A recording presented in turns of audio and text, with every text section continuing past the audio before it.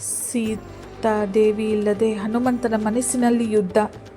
ಇಷ್ಟು ಹುಡುಕಿದರೂ ಸೀತಾದೇವಿ ಕಾಣಿಸಲಿಲ್ಲ. ಹನುಮಂತನ ಮನಸ್ಸಿನಲ್ಲಿ ಒಂದು ಭಯ ಹುಟ್ಟಿತು. ಸೀತಾದೇವಿ ಜೀವಂತವಾಗಿದ್ದಾಳೆಯಾ? ಇಲ್ಲ, ಇಲ್ಲಿ ಮಲಗಿರುವವಳು ಸೀತೆಯಲ್ಲ.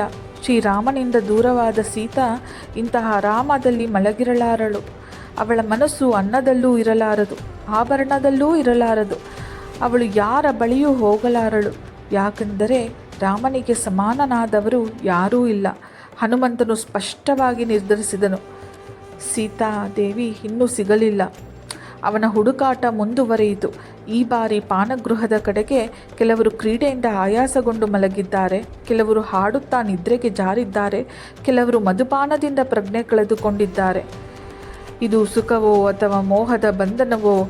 ಅಲ್ಲಿ ಅರ್ಧ ತಿಂದು ಬಿಟ್ಟ ಭಕ್ಷ್ಯಗಳು, ಸುರಪಾತ್ರೆಗಳು, ಬಂಗಾರ ಬೆಳ್ಳಿಯ ಪಾತ್ರೆಗಳು, ಅಮೂಲ್ಯ ಆಭರಣಗಳು ಎಲ್ಲೆಲ್ಲೂ ಚೆಲ್ಲಾಪಿಲ್ಲಿಯಾಗಿ ಇದು ವೈಭವದ ಮಿತಿಮೀರಿದ ಲೋಕ.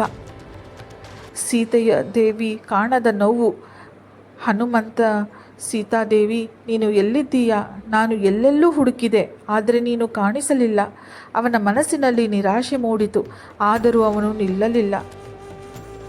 ನಾನು ಅನ್ಯ ಸ್ತ್ರೀಯರನ್ನು ನೋಡುತ್ತಿದ್ದೇನೆ, ಇದು ತಪ್ಪೇ? ಕ್ಷಣಕ್ಕೊಂದು ಸಂಶಯ. ಆದರೆ ಅವನು ತನ್ನ ಮನಸ್ಸನ್ನು ಪರಿಶೀಲಿಸಿದನು.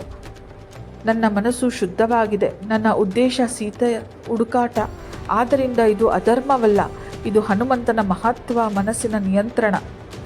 ಸ್ತ್ರೀಯರನ್ನು ಹುಡುಕಬೇಕಾದರೆ ಅವರ ಮಧ್ಯೆಯಲ್ಲೇ ಹುಡುಕಬೇಕು.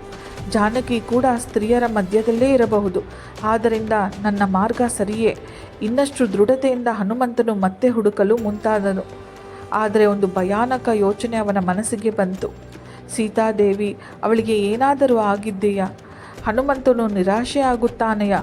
ಅವನು ಹುಡುಕಾಟ ನಿಲ್ಲಿಸುತ್ತಾನೆಯಾ? ಮುಂದಿನ ಎಪಿಸೋಡ್ನಲ್ಲಿ ನಿರಾಶೆಯಿಂದ ಆಸೆಗೆ ಹನುಮಂತ ಮಹಾ ತಿರುವು, ಅಶೋಕವನದ ದರ್ಶನ. ತಪ್ಪದೇ ವೀಕ್ಷಿಸಿ.